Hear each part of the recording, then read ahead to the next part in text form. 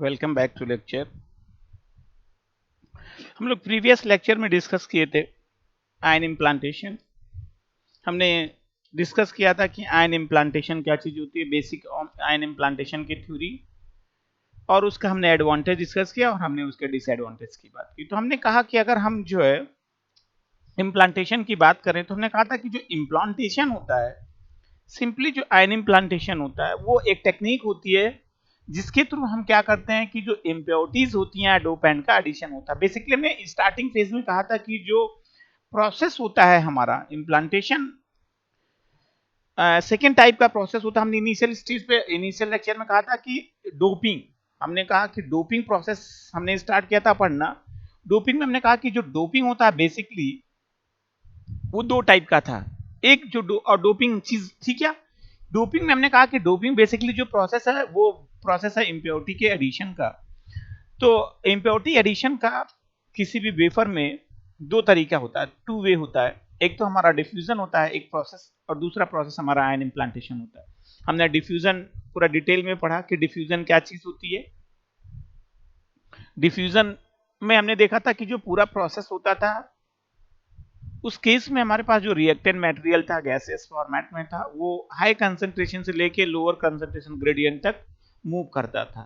Simply वो constant दो type का था, वो दो स्टेप पे प्रोसेस था। एक तो कांस्टेंट सोर्स डिफ्यूजन और दूसरा हमारा गॉसियन डिस्ट्रीब्यूशन सिस्टम। उस पर हमने डिटेल में डिस्कशन किया और हमने कल इस प्रीवियस लेक्चर में डिस्कस किया था इम्प्लांटेशन। तो इम्प्लांटेशन वो सेकेंड वे होता है जिसके थ्रू हम क्या करते हैं कि जो इम्प्योरिटीज होती है इम्प्योरिटीज का हम वेफर में एडिशन करते हैं। और ये एडिशन क्यों करते हैं, क्योंकि हम इससे जंक्शन का फॉर्मेशन करते हैं, हम इसे टर्मिनल का फॉर्मेशन करते हैं, हम इसमें सेमीकंडक्टर की प्रॉपर्टीज को चेंजेस करते हैं, कंडक्टिविटी को इंप्रूव कर देते हैं। और जो डिफ्यूजन का यूज होता है वो पॉलीसिलिकॉन लेयर में इम्प्योरिटी एडिशन के लिए होता है। तो ये प्रोसेस था बेसिकली हम क्यों करते हैं। और हमने बात किया था फिर इम्प्लांटेशन का। तो इम्प्लांटेशन और डिफ्यूजन में ये प्रोसेस था कि जो इम्प्लांटेशन था और डिफ्यूजन में हम इम्प्लांट करते हैं, मतलब प्रेशराइज प्रोसेस होता है। इसमें हमारे पास एक बीम होती थी, हमने कहा था कि हमारे पास आयन बीम था। आयन बीम को हम फोकस करते थे सबस्ट्रेट मटेरियल पे, और फोकस करने के बाद जो हमारा बीम था वो सरफेस पे आके पेनेट्रेट होता था, पेनेट्रेट होके वो सबस्ट्रेट पे मूव कर जाता था, सबस्ट्रेट सरफेस पे पेनेट्रेट होगा और मूव करके डिफ्यूज हो जाता था और वो अपना एनर्जी ट्रांसफर करके डिफ्यूज हो जाता था। ये पूरा प्रोसेस था। हमने उसके एडवांटेजेस की बात की। तो हमने एडवांटेजेस में कहा था कि जो पूरा एडवांटेज था इसका वो हमारा लो प्रोन कंटामिनेशन था। मतलब इस केस में जो डैमेज होने के चांसेस थे, इम्प्योरिटी या एरर के चांसेस थे, वो मिनिमम थे। और the better control of total impurity, और जो एडिशन था इम्प्योरिटी का एडिशन था वो एज कंपेयर टू जो है डिफ्यूजन वो इम्प्रूव क्वालिटी का था। और फिर हमने कहा कि लो टेम्परेचर प्रोसेस था। लो टेम्परेचर प्रोसेस में हमने देखा था कि जब हम डिफ्यूजन की बात की तो डिफ्यूजन केस में टेम्परेचर की रिक्वायरमेंट मिनिमम आती थी। इस केस में हमारा जो टेम्परेचर की रिक्वायरमेंट में होती है वो मिनिमम होती है। क्यों? क्योंकि हम पूरा जो प्रोसेस करते हैं वो हाईली एनर्जेटिक बीम से करते हैं। और बेटर फ्लेक्सिबिलिटी की बात करते हैं। बेटर फ्लेक्सिबिलिटी इन सेंस की जो हम फॉर्मेशन करते हैं, फॉर्मेशन इन सेंस की जो हम एडिशन कर रहे हैं, इम्प्योरिटी को ऐड कर रहे हैं, ये कंट्रोल्ड अमाउंट में होता है। इसमें हम जब बीम ऑन कर देंगे बीम ऑफ कर देंगे उसके अकॉर्डिंग जो है जो एडिशन होगा सब कंट्रोल पैरामीटर में। तो लेकिन अब इसमें डिसएडवांटेज में भी हमने कहा था कि इसमें डिसएडवांटेज होता है। डिसएडवांटेज बेसिकली क्या था कि एक्सपेंसिव इंस्ट्रूमेंट होते हैं, और सबसे बड़ा जो कॉम्प्लिकेटेड सिस्टम था इसमें लिखा है। सबसे जो मेन इसका डिसएडवांटेज होता है वो मेन डिसएडवांटेज ये है कि जब हम आयन इम्प्लांटेशन करते हैं या बीम हम एक्सपोज करते हैं सबस्ट्रेट मटेरियल पे, तो हमारा जो सबस्ट्रेट मटेरियल होता है उसके डैमेज होने के चांसेस मैक्सिमम होते हैं। तो ये हमने प्रीवियस लेक्चर में डिस्कशन किया था। अब हम बात करते हैं, आज से स्टार्ट करेंगे स्कैटरिंग पैरामीटर का। उसके बाद हम रेंज थ्योरी की बात करेंगे और उसके बाद देखा जाएगा इम्प्लांटेशन जो डैमेज प्रोसेस होगा उस पर आगे फर्दर डिस्कशन किया जाएगा। तो स्कैटरिंग फिनोमिनन की बात करें तो स्कैटरिंग फिनोमिना बेसिकली डिस्कस करने से पहले हम क्या जानना चाहते हैं कि स्कैटरिंग क्या चीज होती है। स्कैटरिंग का समझ हमने कहते हैं कि स्कैटरिंग बेसिकली क्या होता है कि जब हम कोई सोर्स मटेरियल, जैसे हमने कहा कि लाइट क्या होता है, स्कैटर करता है। स्कैटर का सिंबल मतलब एक सोर्स होगा, सोर्स से लाइट का फ्लो एक डायरेक्शन में, और जब ये डायरेक्शन होता है तो वी क्या करता है सरफेस पे या जहां भी हम किसी भी पर्टिकुलर रीजन में इम्प्लांट करेंगे, इम्प्लांट इन सेंस की फोकस करेंगे, तो वो जो पूरा उसका फैलाव होता है वही होता है हमारा स्कैटरिंग। अब हमारा हम बात करें आयन बीम इम्प्लांटेशन में स्कैटरिंग फिनोमिना का, तो हम कहते हैं कि इस केस में हमने ये कहा था कि जब हम आयन बीम इम्प्लांटेशन की बात करते हैं, तो आयन बीम इम्प्लांटेशन में क्या होता है कि हमारे पास एक सोर्स बीम होगा, जो सोर्स होगा हाई एनर्जेटिक होगा, और उसी में हाई एनर्जेटिक बीम में हमारे रिएक्टेड मटेरियल होते हैं, इंप्योरिटीज होती है, डोपेंट्स होते हैं जिनको हमें इंसर्ट करना होता है। तो जो हाईली फोकस्ड बीम होता है, इसको हम एक्सपोज करते हैं सबस्ट्रेट मटेरियल पे। एक्सपोज करने का सिंपल मतलब है कि फ्लो करवाते हैं, और ये जो सरफेस पे आता है वो कलेक्ट होना, मतलब सरफेस पे एक्सपोज होगा तो सरफेस पे आके जो बीम होती है बीम कलेक्ट होगी, और यही जो सरफेस पे कलेक्शन होता है, फ्लो होता है, यही स्कैटरिंग होता है। तो इस चीज में क्या होगा कि जब हम कहते हैं कि हमने बीम को एक्सपोज किया, तो ये हमारे जो मटेरियल्स होते हैं ऐसा कुछ होगा, जैसे हमने कहा ये पूरा प्रोसेस है।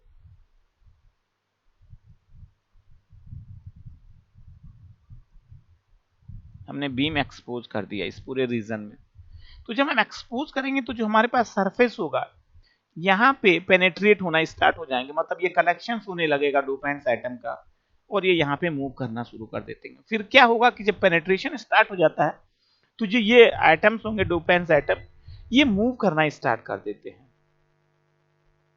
मूव कहाँ करेंगे?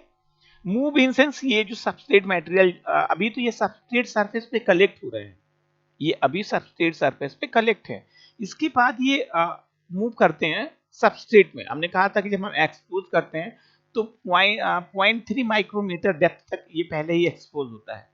फिर इसके बाद जो ये आइटम्स या डोपेंट्स होंगे, इंप्योरिटीज होगी, ये इनके पास हाई एनर्जेटिक बीम होती है, इनके पास एनर्जी होगी, तो ये फर्दर और मूव करते हैं। और जब ये मूव करेंगे तो जो हमारे पास इनिशियल पेरेंट्स एटम होते हैं,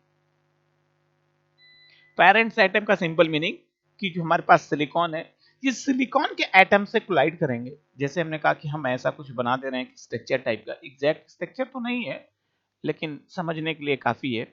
ये हमारे पास जो है सिलिकॉन के एटम्स हैं।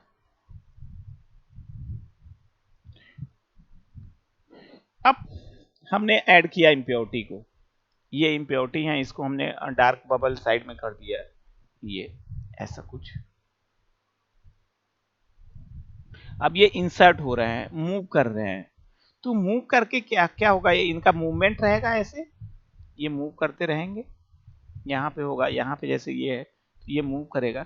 तो होगा क्या कि ये जब इंसर्ट हो करेंगे या जो ये मूव करेंगे, डेप्थ, इनका डेप्थ इंक्रीज हो जाएगा, तो ये जो सिलिकॉन एटम्स होते हैं, सिलिकॉन एटम्स से कोलाइड करेंगे, इनमें कोलिजन होगा, तो जो ये इनकी अपनी एनर्जी है, ये डोपेंट्स एटम ये एनर्जी ट्रांसफर कर देते हैं सिलिकॉन को,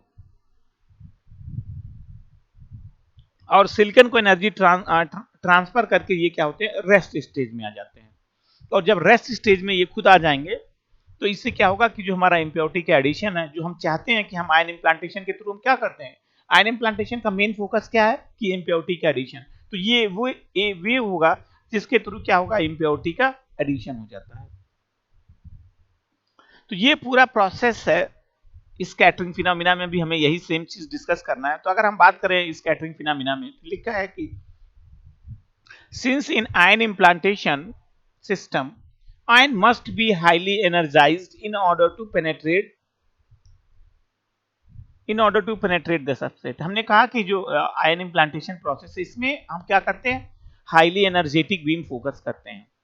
और जब हम हाईली एनर्जेटिक बीम फोकस करेंगे, एक्सपोज करेंगे, तो ये जो सबस्ट्रेट मटेरियल होता है, सबस्ट्रेट मटेरियल पे हम फोकस करते हैं, तो ये 0.3 माइक्रोमीटर डेप्थ तक इंसर्ट होगा, इंसर्शन होगा, वही कलेक्शन होता है, और यहाँ पे नंबर ऑफ मॉलिक्यूल्स क्या होंगे, मूव करना स्टार्ट कर देते हैं, और यहाँ पे पेनेट्रेशन स्टार्ट हो जाता है। अब इसके बाद जो हमारा आता है वो नेक्स्ट आता है कि they ion may collide with the target atom in the regular array of the silicon and may displace it. तो जैसा हमने यहाँ पे स्ट्रक्चर बनाया था, ये पूरा स्ट्रक्चर है, मान लो बड़ा कर दिया मैं थोड़ा, और ये हमारे पास डोपेंट्स एटम है, ये मूव कर रहा है।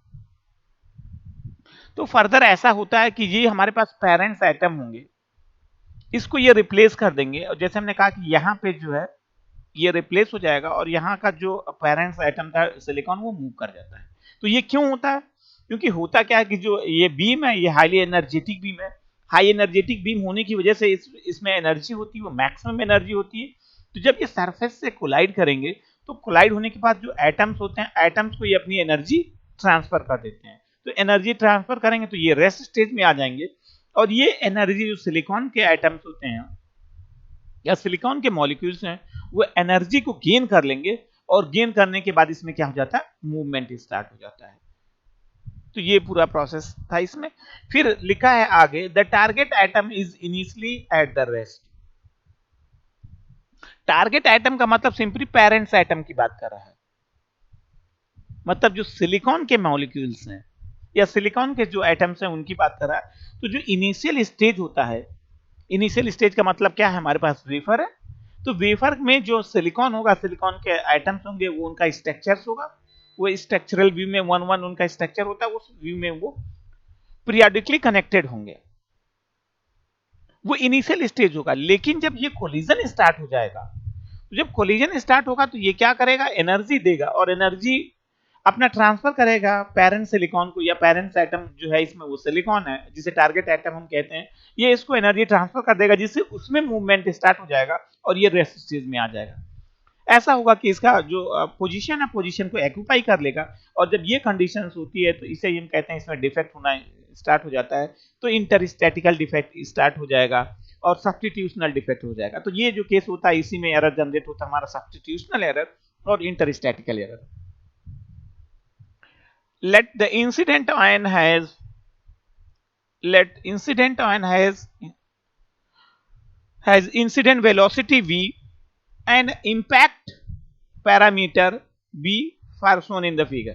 अब ये कहता है कि कंसीडर कर रहा है कि अब जो हमारे पास बीम है, ये हमने बीम को फोकस किया, तो इसमें जो हमारे पास रिएक्टेंट मटेरियल है उनकी वेलोसिटी कितनी है, v है। अभी फिगर की बात करते हैं तो ऐसा ही कुछ फिगर ये हमारे पास है, इसकी वेलोसिटी v होगी, और ये जो इम्पैक्ट है इसका ये इम्पैक्ट b हो जाएगा, और ये यहाँ पे पेरेंट्स एटम से कोलाइड करके मूवमेंट स्टार्ट हो जाता है। तो कहता है इम्पैक्ट पैरामीटर भी, इम्पैक्ट पैरामीटर का सिंपल मतलब है कि कोलिजन, जब दो एटम्स का कोलिजन होता है तो जो इम्पैक्ट जनरेट होता है वही होता है हमारा impact parameter. as the incident ion has some energy as the incident ion has some energy, so when it will penetrate onto the silicon substrate, they will come on the rest and lose it energy gradually। तो हमने कहा था कि जो ये high energetic beam है ये क्या करेगा, पहले तो हमने एक्सपोज किया, सरफेस पे कलेक्ट हुआ, पेनेट्रेशन स्टार्ट हुआ, पेनेट्रेशन स्टार्ट होने के बाद जो एनर्जी होती है ये मूव करते हैं सबस्ट्रेट की तरफ, तो सबस्ट्रेट की तरफ मूव करेंगे तो जो अपनी एनर्जी होगी ये अपनी एनर्जी ट्रांसफर कर देते हैं। लूज का सिंपल मतलब है कि जो ये इनकी अपनी खुद की एनर्जी है वो ट्रांसफर कर देते हैं टारगेट एटम को। टारगेट एटम मतलब सिंपली पेरेंट्स एटम सिलिकॉन को, और जब ये एनर्जी ट्रांसफर कर देते हैं तो ये रेस्ट स्टेज में आ जाते हैं, और जो है हमारे जो पेरेंट्स एटम होते हैं वो डिस्प्लेस हो जाते हैं अपने एग्जैक्ट पोजीशन से। ऐसा कोई एग्जैक्टली है नहीं कि वो पूरा कंप्लीटली रिमूव ही कर दे, हो भी सकता है कि वो रिमूव ना हो लेकिन हल्का सा पोजीशनिंग चेंज हो जाए, और ऐसा भी हो सकता है कि जब इंटेंसिटी ज्यादा होगा, जो एनर्जी ज्यादा होगा, तो जब कोलाइड करेगा तो वो उसको डिस्प्लेस भी कर सकता है। तो ये तो प्रोसेस है इसमें। अब ये दिखाया गया है स्ट्रक्चर,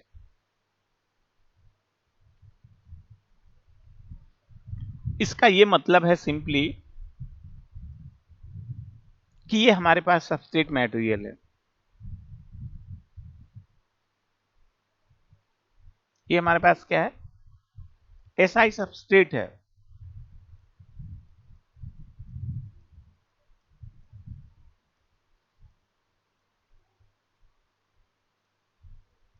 और ये क्या है, हमारा सोर्स है या इम्प्योरिटी है, डोपेंट है,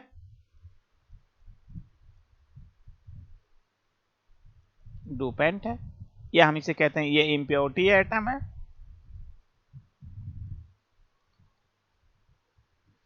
अब ये कैसे फोकस है, एक बीम के रूप में फोकस होंगे, ये बीम के रूप में फोकस हो रहे हैं, तो जब बीम के रूप में फोकस होंगे तो इनमें एनर्जेटिक, इनमें एनर्जी, ये एनर्जाइज होते हैं या सिंपली इनमें हाई इंटेंसिटी की एनर्जी होती है। तो जब ये मूव करेंगे, ये इम्पैक्ट पैरामीटर बी है, तो ये जब मूव करते हैं ये फ्लो होगा, ये मूव करेगा सरफेस की तरफ, ये पूरा सरफेस ही हम कहते हैं है।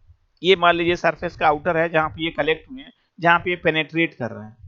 ये मूव करेंगे, मूव होने के बाद क्या होता है कि इन पे एनर्जी ज्यादा होती है, तो एनर्जी ज्यादा होगी तो ये कोलाइड करते हैं हमारे टारगेट पेरेंट, यहाँ पे कोलिजन स्टार्ट हो जाएगा। तो जब कोलिजन स्टार्ट हो जाता है तो कोलिजन के बाद ये अपनी एनर्जी टारगेट आइटम को ट्रांसफर कर देंगे, और जब ट्रांसफर कर देते हैं ये अपनी एनर्जी, तो ये यहाँ पे रेस्ट स्टेज में आ जाएगा, ये टारगेट आइटम है यहाँ पे। और जो ये हमारा टारगेट आइटम है या मतलब सिलिकॉन है, सिलिकॉन डिस्प्लेस हो जाएगा अपने पोजीशन से। तो ये तो एंगल दिखाया गया है कि जो इम्पैक्ट पैरामीटर है उसके उस एक्सिस के अकॉर्डिंग जो इनका मूवमेंट कितना हो रहा है, किस डायरेक्शन में कितने एंगल से मूव कर रहे हैं। तो बेसिकली हो क्या रहा कि ये एनर्जी गेन किया और एनर्जी गेन करके ये डिस्प्लेस हो गए। ऐसा भी हो सकता है कि जो है ये कोलिजन ना हो, लेकिन कोलिजन ना हो के तो भी ये क्या करेगा कि हमारे पास यहाँ पे तो सब में आइटम्स होते हैं, तो ये आइटम्स को ट्रांसफर कर देगा, अपनी एनर्जी ट्रांसफर कर देगा, तो ये थोड़ा बहुत डिस्प्लेस होंगे। और ये हो सकता है कि जब हाई एनर्जेटिक बीम होगी तो हाई एनर्जेटिक बीम के केस में ये पूरा टोटली चेंज हो जाएगा। तो ये पूरा जो प्रोसेस था हमारा, ये स्कैटरिंग फिनोमिना था। अब हमें बात करना है रेंज थ्योरी का, कि जो ये प्रोसेस है कि कैसे इनका ट्रांसमिशन हो रहा है, एनर्जी लेवल कितना है, और कैसे हम जो है ये जो बीम का एक्सपोज कर रहे हैं, कैसे बीम को हम जो बाउंडेड कर रहे हैं, क्या वेज होते हैं, कितने तरीके होते हैं कि हम इसको ट्रांसमिशन का, और या हम सिंपली कहते हैं स्टॉपिंग का। स्टॉपिंग का सिंपल मतलब जो आयन बीम है, कितने तरीके से आयन बीम जो है हमारा, या जो हमारे पास ये सोर्स मटेरियल है, बीम हम एक्सपोज करवा रहे हैं, तो ये सरफेस पे कैसे आके कोलाइड करके रेस्ट स्टेज में आ रहा है और अपनी एनर्जी को ट्रांसफर कर रहा है। ये हम पूरा डिस्कशन करेंगे रेंज थ्योरी में।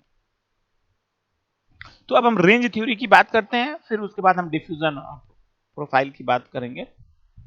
तो अगर हम रेंज थ्योरी की बात करते हैं, तो हमने कहा कि रेंज थ्योरी भी बेसिकली जो स्टार्टिंग प्रोसेस है रेंज थ्योरी का भी, वो टोटल कवर करता है आयन इम्प्लांटेशन में। तो रेंज थ्योरी एक प्रिंसिपल है जिसमें हम ये जानते हैं कि जो हमारा एडिशन हो रहा है वो एडिशन कैसे हो रहा है मॉलिक्यूल्स का, और कितनी एनर्जी का ट्रांसमिशन हो रहा है, कब ये अपनी एनर्जी ट्रांसफर करेंगे, कब हमारा जो पेरेंट्स आइटम वो डिस्प्लेस होगा, या कब इसका डिस्प्लेसमेंट नहीं हो रहा, वो टोटली डिपेंड करता है एनर्जी लेवल पे। यही पूरा होल डिस्कशन हमें रेंज थ्योरी में करना है। तो हमने बात किया कि ये जो रेंज थ्योरी है किस पे है, जो हमारा रेंज थ्योरी है, ये हमारा रेंज थ्योरी जो डिस्क्राइब कर रहा है, ये डिस्क्राइब कर रहा है हमारा आयन इम्प्लांटेशन को। अब अगर हम आयन इम्प्लांटेशन की बात करें, तो आयन इम्प्लांटेशन में हमने क्या कहा कि सिंपली हम क्या करते हैं, हमारे पास आयन बीम होगी, हाई एनर्जेटिक आयन बीम्स होती हैं जिसमें डोपेंस एटम होते हैं। मतलब हाई एनर्जेटिक बीम किसका, डोपेंस एटम का, और उस बीम को हम एक्सपोज करवाते हैं या जो फ्लो करवा देते हैं सबस्ट्रेट मटेरियल पे। जब बीम एक्सपोज होगी सरफेस सबस्ट्रेट पे, तो जो डोपेंस एटम होंगे वो पेनेट्रेट होंगे, और पेनेट्रेट होके वो अपनी एनर्जी ट्रांसफर करते हैं, और ट्रांसफर होके वो रेस्ट स्टेज में आ जाते हैं। तो ये जो रेस्ट स्टेज में प्रोसेस है, ये तो वो प्रोसेस हुआ। अब ऐसा भी होता है कि जो हमारे पास एटम्स होंगे, अब डायरेक्ट वो बीम से एनर्जी ट्रांसफर कर ले, तो वो भी एक मेथड होगा स्टॉपिंग का। तो अब हम बात करते हैं, जैसे हमने कहा कि दो चीजें होती हैं, एक तो कोलाइड करेगा,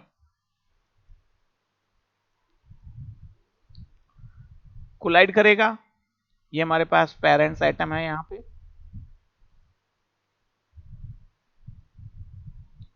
और ये हमारे पास डोपेंस एटम।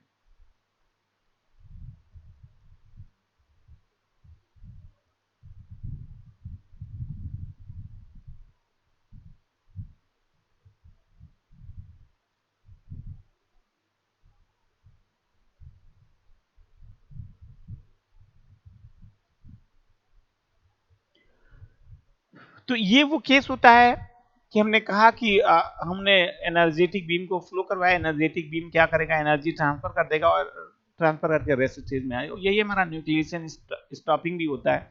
और अगर डायरेक्टली जो हम बीम एक्सपोज करा रहे हैं वो डायरेक्टली बीम अगर एनर्जी बाउंडेड इलेक्ट्रॉन्स को सीधे सप्लाई कर देंगे तो ये जो पूरा प्रोसेस होगा कि जो बीम है डायरेक्टली जो हमारे पास एनर्जी है वो बाउंडेड जो है इलेक्ट्रॉन्स को या मॉलिक्यूल को प्रोवाइड करता है, तो वो हमारा जो है इलेक्ट्रॉनिक स्टॉपिंग कहलाता है। उस पर अभी भी डिस्कशन करना है, तो हम करते हैं स्टार्ट यहां से कि कहते हैं since during the ion implantation process an energetic ion beam of dopants is injected onto the surface of substrate।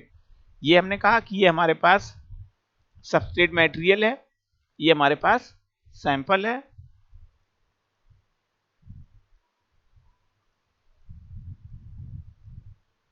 SI substrate है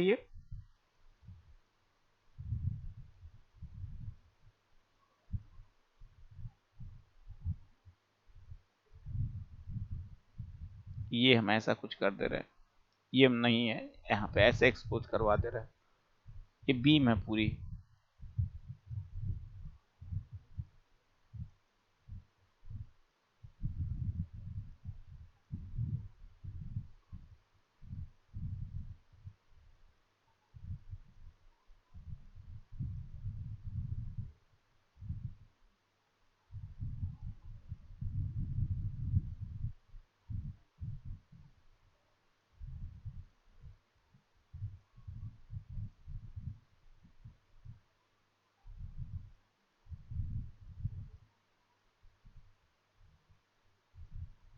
ऐसा कुछ है। अब हमने कहा कि इम्प्लांटेशन प्रोसेस में ये एनर्जेटिक बीम होगा, और जो ये एनर्जेटिक बीम होता है ये किसका होता है, ये हमारे पास जो डोपेंट्स एटम है, इम्प्योरिटी है, वो ये है। तो ये क्या करेंगे, सरफेस पे एक्सपोज किए जाएंगे। जब ये सरफेस पे एक्सपोज किए जाते हैं तो ये सरफेस पे आके कलेक्ट होना स्टार्ट हो जाते हैं, और कलेक्ट होने का इन सेंस कि जो हमारे पास ये विड्थ होगी, जो सबस्ट्रेट होगा, इस पे ये 0.3 माइक्रोमीटर डेप्थ तक कलेक्ट हो जाते हैं। और कलेक्ट होकर ये पेनेट्रेट या वहां पे मूवमेंट स्टार्ट हो जाता है। तो धीरे धीरे क्या होगा कि इसमें एनर्जी हाई होती है, तो एनर्जी हाई होने की वजह से क्या करते हैं, ये फिर और डाउनवर्ड डायरेक्शन में मूव करेंगे, मतलब सबस्ट्रेट के इनसाइड और मूवमेंट स्टार्ट हो जाएगा। और जब ये मूवमेंट स्टार्ट हो जाएगा तो फिर वही प्रोसेस आ जाएगा कि एनर्जी ट्रांसफर करेंगे और स्टॉप स्टेज में आ जाएंगे। The dopants having sufficient energy so that so as to penetrate the substrate।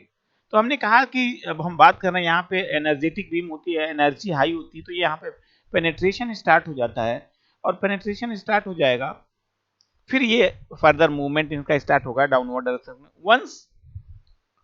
once the atom goes inside the substrate they start lose their energy gradually।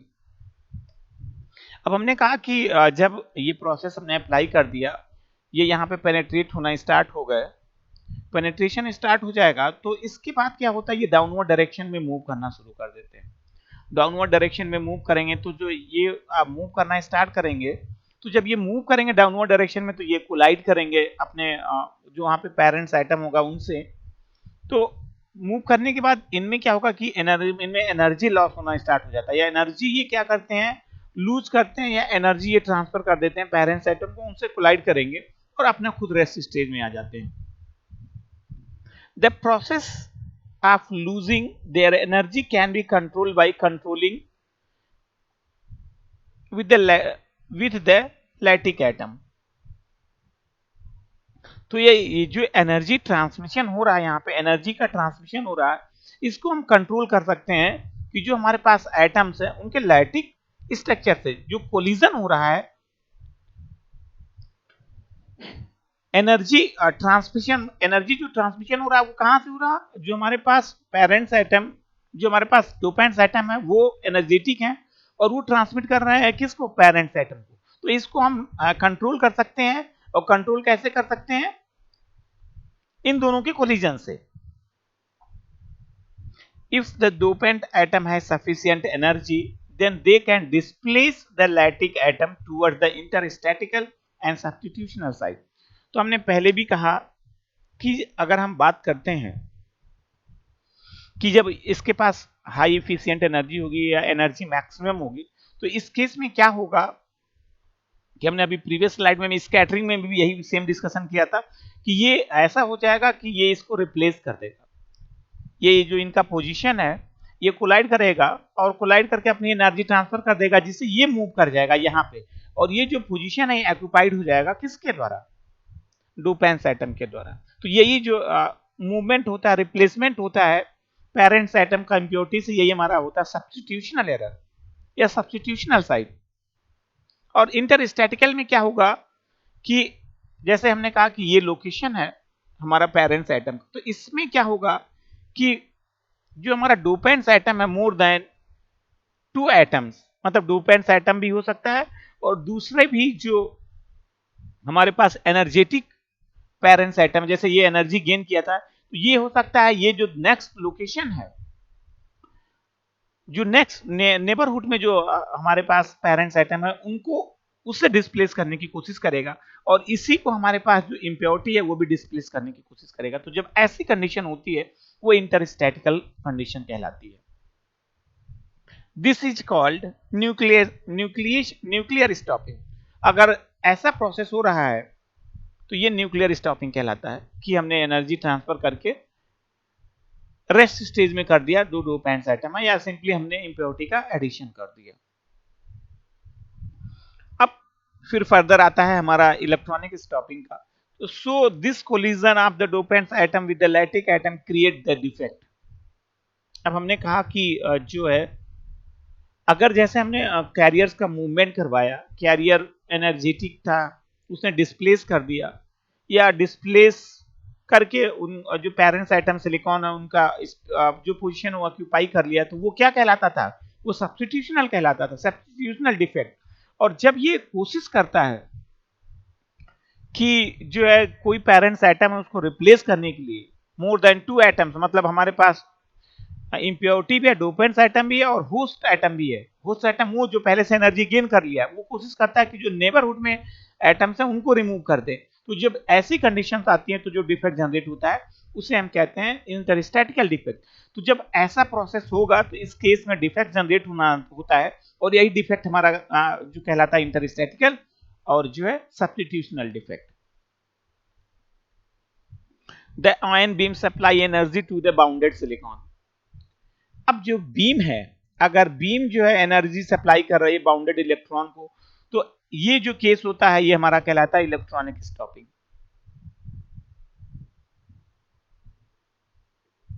मतलब directly beam जो है beam से energy gain कर ले रहे हैं बिना without collision, तो ये प्रोसेस है, तो ये इलेक्ट्रॉनिक स्टॉपिंग हो गया। अब उसके बाद कहता है so the ion beam is losing energy by 2 process. अब कहता है कि जो आयन बीम है वो 2 तरीके से एनर्जी लूज कर रहा है। पहला होता है न्यूक्लियर स्टॉपिंग और दूसरा होता है इलेक्ट्रॉनिक स्टॉपिंग।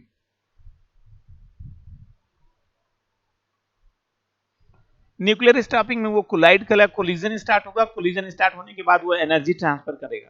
और इलेक्ट्रॉनिक स्टॉपिंग में क्या होगा कि जो बीम होगा, बीम से वो डायरेक्टली जो है एनर्जी ट्रांसफर कर देगा मटेरियल को, मतलब होस्ट एटम्स। तो ये जो प्रोसेस होगा वो इलेक्ट्रॉनिक स्टॉपिंग हो जाएगा। अब हम बात करते हैं रेंज थ्योरी का। The range R is the distance transferred during the which the ion energy is fallen from the initial energy E 0 से 0। मतलब हम कहते हैं कि ये इनिशियल स्टेज है एनर्जी का और ये फाइनल एनर्जी क्या हो जा रहा है? 0। तो ये 0 हो रहा है, ये कौन सा हो रहा है? ये वो है, ये हमारे पास पेरेंट्स बीम है, बीम की एनर्जी है। और ये क्या एनर्जी है? जब ये बीम इंसर्ट हो गया सबस्ट्रेट में इंसर्ट होने का मतलब ये सबस्ट्रेट में जो सिलिकॉन है, सिलिकॉन से कोलाइड किया और अपनी एनर्जी सिलिकॉन को ट्रांसमिट कर दिया और खुद क्या हो गया? रेस्ट स्टेज में आ गया। तो जो ये रेंज है, ये पूरा जो डिस्टेंस कवर कर रहा है कि एनर्जी ट्रांसमिशन के लिए और रेस्ट स्टेज में आने के लिए, यही हमारा कहलाता है रेंज। तो इसके कैलकुलेशन की बात करें तो इस पे लिखा हुआ है so the average energy loss is given by. अब कहता है कि जो एनर्जी लॉस हो रहा है वो हम कैलकुलेट कर सकते हैं। जो एनर्जी लॉस है del E by del minus del E by d x और डेल एक्स। तो ये माइनस इंडिकेट क्या कर रहा है, अभी बता दें, माइनस इंडिकेशन का यहां पर सिंपल मीनिंग ये है कि एनर्जी में डिक्रीमेंट हो रहा है। हम क्या कर रहे हैं, हाई एनर्जी से लो एनर्जी में जा रहे हैं। हमारे पास जो इनिशियल एनर्जी था वो ई जीरो था, मतलब इनिशियल एनर्जी, और ये कहां जा रहा है, ये जीरो आ रहा है। तो ये कैलकुलेशन है सिंपली एवरेज एनर्जी लॉस के बारे में। तो minus del E by del x, ये हो जाता है एन। एन यहां पे एन तो सिंपली यहां पे नंबर ऑफ मॉलिक्यूल्स हैं। उसके बाद जो है ये S C plus S S N plus S C, और range is this given by, अब रेंज कैलकुलेट करेंगे तो जो रेंज आर होता है ये इंटीग्रल पोर्शन होता है जीरो से लेके आर तक, कि आर वो डिस्टेंस है जहां तक ये कवर कर रहा है, और ये हम इसको जो है इंटीग्रेट कर दे रहे हैं डीएक्स से, और जो वैल्यूज हैं ये हमने यहाँ पे पुट कर दिया सिंपली यहां से उठा, और ये फाइनल कैलकुलेशन आ जाएगा। ये माइनस था तो हमने लिमिट चेंज कर दिया और आ जाएगा 1/n, जीरो से लेके इस जीरो लिमिट है, मतलब ये पहले इनिशियल एनर्जी ई थी और ये कहां से आ जाता है, जीरो स्थिति में। E zero is the initial energy of ion. तो ये पूरा पूरा जो एवरेज एनर्जी ट्रांसमिशन का था और कैलकुलेशन का था। अब हम नेक्स्ट लेक्चर में डिस्कशन करेंगे इम्प्लांटेशन डैमेज का, और उसके बाद जो इम्प्लांटेशन सिस्टम का जब डिस्कशन हो जाएगा तो एनर्जी पे पूरा होल डिस्कशन और हो जाएगा। Thank you.